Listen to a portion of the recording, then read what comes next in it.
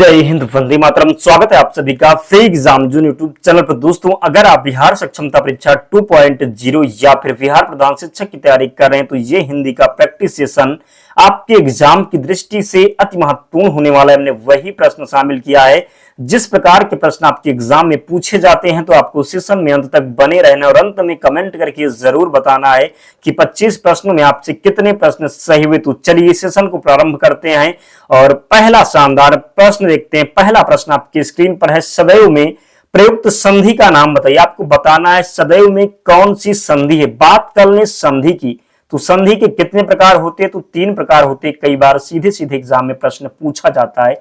यहां पर सदैव में कौन सी संधि हो जाएगी? व्यंजन संधि, स्वर संधि, विसर्ग संधि या फिर इनमें से कोई नहीं। तो जब हम सदैव का संधि विच्छेद करेंगे तो क्या हो जाएगा? सदा, सदा और धन एव हो जाएगा। क्या?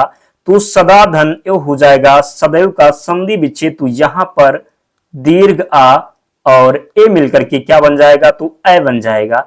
तो ध्यान रखिएगा, जब आपको अ की डबल मात्राएं मिल जाए तो वहां पर वृद्धि संधि हो जाती है। और वृद्धि संधि किस में आती है? तो स्वर संधि में। किस में?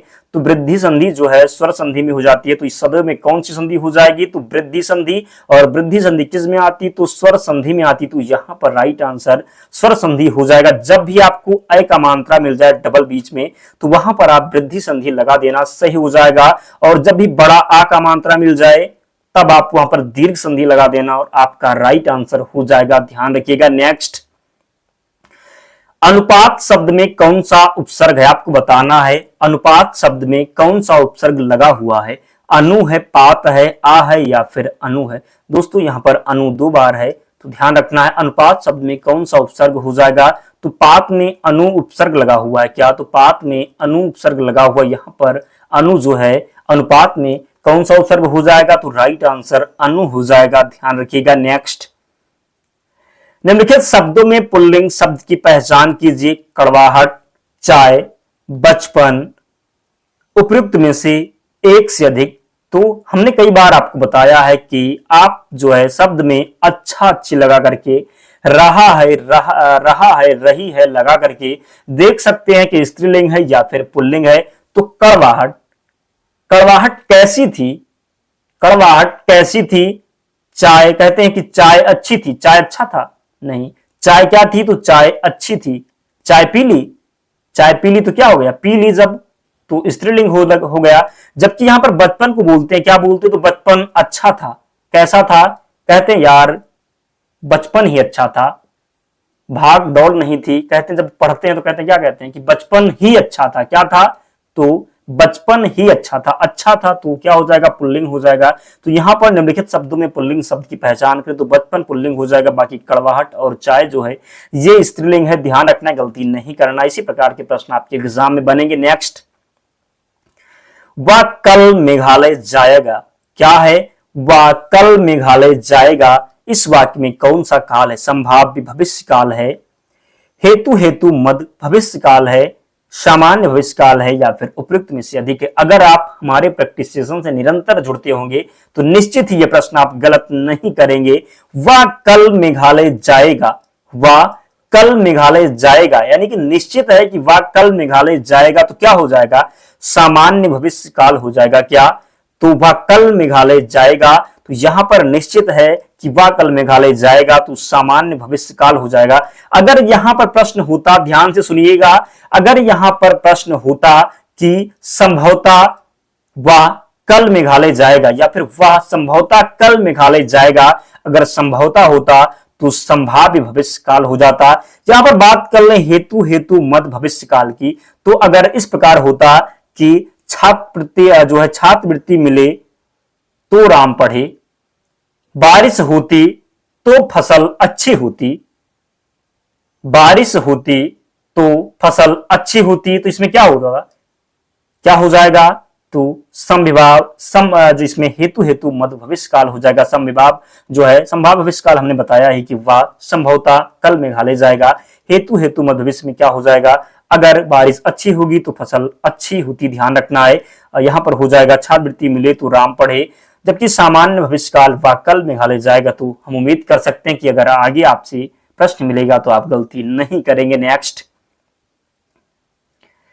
दिए गए किस वाक्य में सकर्मक क्रिया है? सकर्मक का मतलब होता है जिसमें जो है आपको कर्म मिल जाए।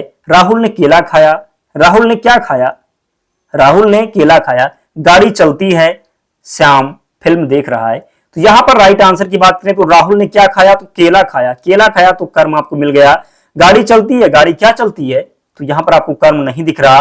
श्याम फिल्म देख रहा है। क्या देख रहा? तो फिल्म देख रहा है। इसलिए यहां पर जो राइट आंसर हो जाएगा एक से अधिक हो जाएगा, ध्यान रखिएगा। नेक्स्ट, ऐसे शब्द जो संस्कृत और प्राकृत से विकृत होकर हिंदी में आए क्या कहलाते हैं? विदेशी, तद्भव, तत्सम या फिर देशज। तो कई बार हमने बताया जो संस्कृत और प्राकृत से विकृत होकर हिंदी में आए हैं, जो हिंदी में आ गए तो उन्हें क्या कहेंगे? तो तद्भव शब्द कहेंगे। और जो शब्द है संस्कृत के ज्यों के त्यों प्रयोग होते हैं उन्हें तत्सम शब्द कहते हैं। देशज की बात कर लें, जो बोलचाल की भाषा में प्रयोग किए जाते हैं, जिनकी उत्पत्ति का पता ना हो, वो देशज शब्द कहलाते हैं। जैसे लोटा हो गया, कटोरा हो गया, फुनगी हो गया, डोंगा हो गया, खचाखच हो गया। ये सब जो शब्द हैं जो एक क्षेत्र में प्रयोग किए जाते हैं, जो एक बोली है आपके क्षेत्र में केवल ही बोले जाते हैं, तो जिनकी उत्पत्ति का ना ही पता हो उसको क्या कहते हैं? देशज शब्द कहते हैं। जैसे लोटा, कटोरा, फुनगी, डोंगा। तो इन प्रकार के शब्द आपको ध्यान रखना है। बात कर लें तद्भव, तो तद्भव बताया आपको कि संस्कृत और प्राकृत से विकृत होकर जो हिंदी में आए तद्भव हो गए। तत्सम जो संस्कृत के जो ज्यों के त्यों प्रयोग होते हैं उन्हें तत्सम कहते हैं। विदेशी की बात करें तो जो अरबी, फारसी, अंग्रेजी के शब्द हो गए ये विदेशी होते हैं, ध्यान रखिएगा। नेक्स्ट, निम्न में से योग रूढ़ शब्द का उदाहरण बताइए। योग रूढ़, मैंने आपको बताया योग रूढ़ के जो होते हैं ये जितने भी बहुव्रीहि समास के उदाहरण होते सभी योग रूढ़ समास होते। क्या होते? तो सभी योग रूढ़ शब्द होते, ध्यान रखना है। जितने भी बहुव्रीहि समास के उदाहरण होते सभी योग रूढ़ शब्द होते जिनका किसी दूसरे से संबंध होता। जैसे यहां पर देखेंगे कि जहां पर कोई पद प्रधान ना होकर के किसी तीसरे के तरफ इशारा होता, वहां पर क्या हो जाता? तो वो वीर समास हो जाता और उसी को हम योग रूढ़ कहते हैं। यहां पर मनोज दिया हुआ है, अनुरूप है, अभाव है, इनमें से कोई नहीं। तो मनोज जो है ये किसका पर्याय है? तो कामदेव का है। किसका है? तो कामदेव का जो पर्याय है ये क्या है? तो मनोज है। तो मनोज किसकी तरफ इशारा कर रहा? तो कामदेव की तरफ इशारा कर रहा। तो इसमें बहुव्रीहि समास हो जाएगा, इसलिए यहां पर योग रूढ़ शब्द क्या है? तो मनोज हो जाएगा। ध्यान रखिएगा, गलती नहीं करना। यहां से प्रश्न आपके एग्जाम में निश्चित ही पूछा जाता है। नेक्स्ट, व्यक्तित्व एक स्थिर अवस्था ना होकर एक समिष्ट है। उपयुक्त रिक्त स्थान की पूर्ति कीजिए। रिक्त स्थान दिया हुआ यहां पर आपको भरना है। व्यक्तित्व एक स्थिर अवस्था ना होकर एक स्थिर समिष्ट है। स्थिर सगुण है, गत्यात्मक समिष्टि है, या फिर इनमें से कोई नहीं। तो यहां पर राइट आंसर हो जाएगा गत्यात्मक। क्या? तो गत्यात्मक। व्यक्तित्व एक स्थिर अवस्था ना होकर एक गत्यात्मक समिष्टि है। क्या है? तो गत्यात्मक समिष्टि है, ध्यान रखिएगा। नेक्स्ट, उसने कहा कि मैं परिश्रमी हूं का सरल वाक्य क्या होगा? उसने कहा कि मैं परिश्रमी हूं का सरल वाक्य क्या होगा? उसने स्वयं को परिश्रमी कहा, वह खुद को परिश्रमी कह रहा था, वह परिश्रमी है ऐसा वह कह रहा था, इनमें से कोई नहीं। राइट आंसर कमेंट करें। आप लोग कमेंट नहीं कर रहे, और जिन प्यारे दोस्तों ने अब तक वीडियो को लाइक नहीं किया है प्लीज आप लोग वीडियो को लाइक कर दें और जो है चैनल को सब्सक्राइब करके हमारे साथ जुड़ जाएं। निरंतर आप डेली प्रैक्टिस सेट में जुड़ा करिए। एक भी प्रश्न आपके हिंदी का जो है आपके एग्जाम में गलत नहीं होगा, इसलिए कंटिन्यू आपको जुड़ना है। डेली जो है क्लास को अटेंड करना है, ध्यान रखना है। उसने कहा कि मैं परिश्रमी हूं का सरल वाक्य क्या है? उसने स्वयं को परिश्रमी कहा, वह खुद को परिश्रमी कह रहा था, वह परिश्रमी है ऐसा वह कह रहा था, इनमें से कोई नहीं। यहां पर बात करें तो उसने कहा कि मैं परिश्रमी की, मैंने बताया जब आपको की मिल जाए, किंतु मिल जाए, परंतु मिल जाए, तो यहां पर कौन सा वाक्य हो जाता? तो मिश्र वाक्य हो जाता, ध्यान रखिएगा। इसको आप जब सरल वाक्य बनाएंगे तो कहेंगे उसने स्वयं को परिश्रमी कहा। क्या कहा? तो उसने स्वयं को परिश्रमी कहा। तो फर्स्ट ऑप्शन का चयन जिसने भी किया है राइट आंसर हो जाए। जब आपको मिल जाए कि, किंतु, परंतु, तो उसमें क्या हो जाएगा? मिश्र वाक्य हो जाएगा। और से जब जुड़ा हो तो वहां पर संयुक्त वाक्य हो जाएगा। गलती हम उम्मीद कर सकते हैं कि आगे आपसे अगर प्रश्न मिला तो आप गलती नहीं करेंगे। नेक्स्ट, हम लोग सिनेमा देखने जाएंगे, इस वाक्य में हम लोग सर्वनाम का कौन सा प्रकार है? सर्वप्रथम बात कर ले सर्वनाम की कितने प्रकार हैं? तो 6 प्रकार। कितने? तो 6। और सर्वनाम की टोटल संख्या कितनी है? तो 11 है। 11 है। उम्मीद करते हैं आगे आप गलती नहीं करोगे। गलती अगर आप आगे करते हैं तो ये जिम्मेदारी आपकी होगी, क्योंकि हमने कई बार बताया कि सर्वनाम कितने प्रकार होते, तो 6। टोटल संख्या सर्वनाम की कितनी है, तो 11 है।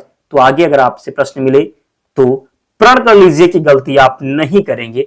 हम लोग सिनेमा देखने जाएंगे, इस वाक्य में हम लोग सर्वनाम का कौन सा प्रकार है, हम लोग पुरुषवाचक सर्वनाम हो जाएगा क्या, तो हम लोग जाएंगे तो क्या हो जाएगा, पुरुषवाचक सर्वनाम हो जाएगा। पुरुषवाचक में क्या क्या होता, तो क्या होता, उत्तम होता, उत्तम पुरुषवाचक, मध्यम पुरुषवाचक और अन्य पुरुषवाचक। पुरुषवाचक के कितने भेद होते, तो 3 भेद होते, कौन कौन से, तो उत्तम पुरुषवाचक, मध्यम पुरुषवाचक, अन्य पुरुषवाचक। उत्तम में हो जाएगा मैं, हम, मैंने।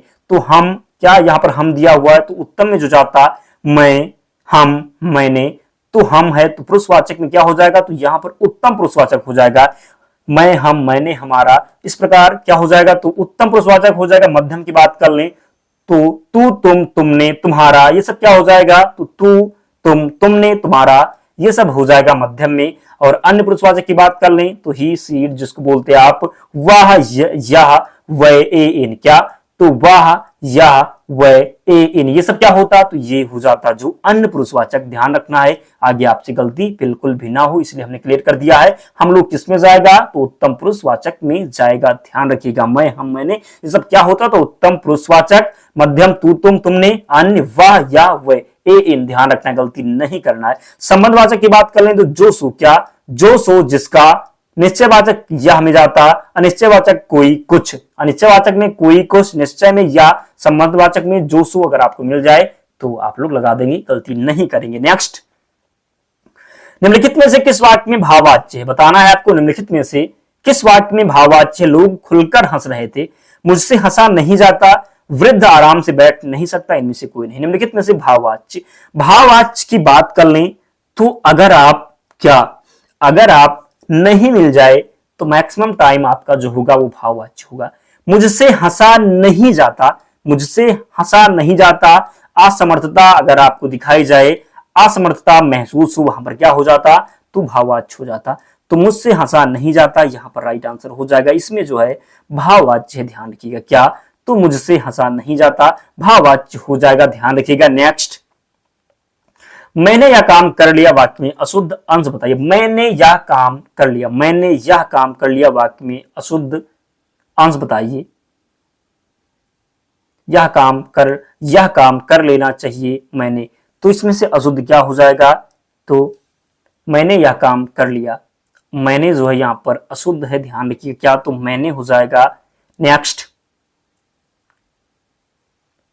अंगारों पर लौटना, मुहावरे का अर्थ बताइए। ईर्ष्या से व्यथित होना, क्रोध में कठोर वचन कहना, बहुत थक जाना, या फिर इनमें से कोई नहीं। तो ईर्ष्या से व्यथित होना, अंगारों पर लौटना क्या हो जाएगा, ईर्ष्या से व्यथित होना। ध्यान रखिएगा। नेक्स्ट, नाक पर गुस्सा, मुहावरे का अर्थ बताइए। तुरंत क्रोध, तंग करना, ध्यान देना, उपयुक्त में से एक से अधिक। तो नाक पर गुस्सा का जो मतलब हो जाएगा तुरंत क्रोध। जिसके पास तुरंत क्रोध होता है उसको क्या बोलते, तो नाक पर गुस्सा। मुहावरा की बात कर लें तो ये अरबी भाषा का शब्द है, ये भी ध्यान रखिएगा। नेक्स्ट, यह काम मैं अपने आप कर लूंगा। उपयुक्त में पंक्तियों में जो है आप क्या है, संबंधवाचक सर्वनाम, निजवाचक सर्वनाम, निश्चयवाचक सर्वनाम, अनिश्चयवाचक सर्वनाम। आप हम जब दिया हो, आप स्वयं हो, आप हो, हम हो, तो वहां पर आप क्या लगाएंगे, तो ध्यान रखना क्या हो जाएगा, तो निजवाचक। स्वयं की बात जब कर रहा हो तो जो है जब स्वयं की बात कर रहा हो तो वहां पर क्या हो जाता, तो निजवाचक सर्वनाम हो जाता। हमने बताया अभी कि निजवाचक जो है सर्वनाम के कितने भेद होते, तो 6 भेद होते हैं। संख्या टोटल कितनी है, तो टोटल संख्या की बात करें तो 11 है। सर्वनाम की कितनी है, तो टोटल संख्या 11 है। कितने भेद होते, तो 6 भेद होते। ध्यान रखिएगा। निजवाचक का आप हो जाएगा, स्वयं हो जाएगा। संबंधवाचक हमने बताया ही, जो सो। निश्चयवाचक या, अनिश्चयवाचक कोई, कुछ। ध्यान रखिएगा। नेक्स्ट, जिंदगी किस प्रकार का शब्द है, तत्सम, विदेशी, तद्भव या फिर देशज। तो जिंदगी किस प्रकार का शब्द है, तो जिंदगी जो है ये विदेशी शब्द है।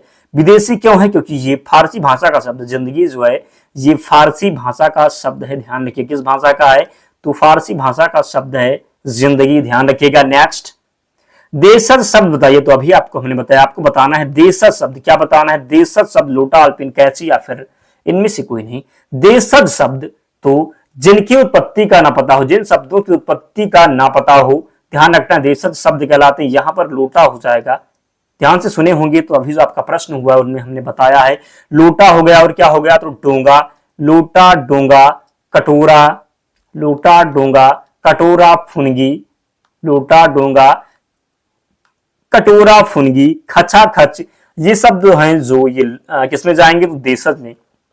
कैंची की बात करें तो ये तुर्की भाषा का शब्द है, ध्यान रखिएगा। नेक्स्ट, कर्मचारियों को अवकाश की रिक्त स्थान दिया हुआ दे दी गई थी, अधिसूचना, सूचना, जानकारी या फिर इनमें से कोई नहीं। तो कर्मचारियों को क्या दे दी गई थी, तो कर्मचारियों को जो है क्या दे दी गई थी, तो ध्यान रखिएगा इसका जो राइट आंसर है सूचना दे दी गई थी। क्या, तो कर्मचारियों को अवकाश की सूचना दे दी गई थी, राइट आंसर यहां पर सूचना हो जाएगा, ध्यान रखना है।